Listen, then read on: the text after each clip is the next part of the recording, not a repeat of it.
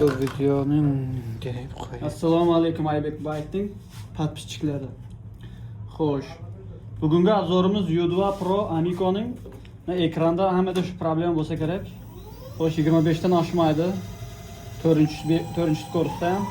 O'shani qanday qilib snimat qilishni men sizlarga hozir ko'rsataman, xudo xohlasa. Birinchi kalta o'chirib olamiz, undan keyin farni yoqamiz, поворотник levini yoqamiz. Zajganni yoqib turib, bu farning kulchatini bosamiz 7 gacha, tamom. Qo'sal kutib turamiz. Tamom, snimat bo'ldi, marhamat.